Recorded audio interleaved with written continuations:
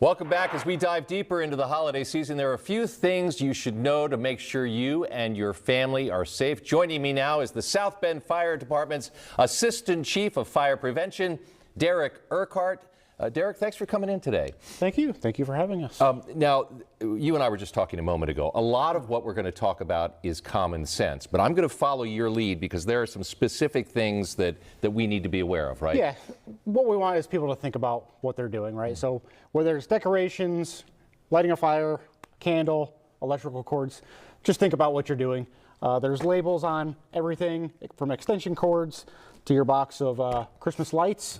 Make sure you're using it for the appropriate use. Some are labeled indoor, some are labeled outdoor, some are for both. Just make sure you're using it for the right thing that you're trying to light and use. And I'm glad you brought the Christmas lights. I think now when I was a kid, these were all incandescent lights.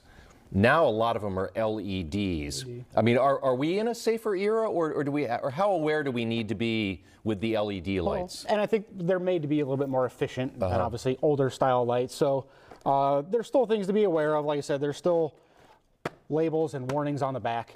So just making sure that it is for what you're going to use it for. So if you need it for outdoor, just make sure it does say outdoor, just because they're going to be getting wet, right? We've got a lot of snow out there. Make sure we're doing it safely. Same thing with the extension cords. We're using extension to get the lights to a certain location, right? So we want to make sure these are plugged in accordingly and appropriately. We don't want to pinch the wire. So if you're running it from inside the home to outside, don't pinch it in a window.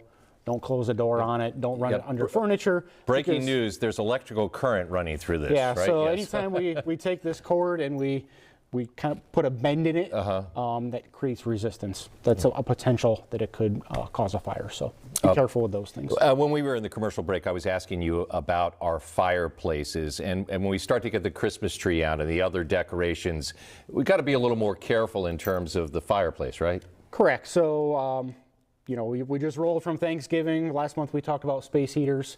Space heaters need space. Yeah. Same thing with anything else we're doing. So as we roll into the holiday season, we're decorating, we're putting trees up, decorations, garland. We want to make sure we give those space. So anytime there's an open flame, we got a couple different style candles here. I recommend the battery operated electric ones. That way there we don't have to worry about a flame. But if you're using real candles, make sure you keep those safe and away from stuff.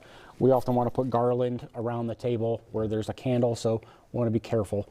Same thing with the fireplace. Make sure your tree's not close to it. Make sure there's no decorations close to your fireplace. My former co-anchor, Melissa Stevens, is in here too, because she's handling public affairs for you all now. And she was making the point, I'm going to hold this over here so you can see it, that you got to trim these candles down because they'll spark, right?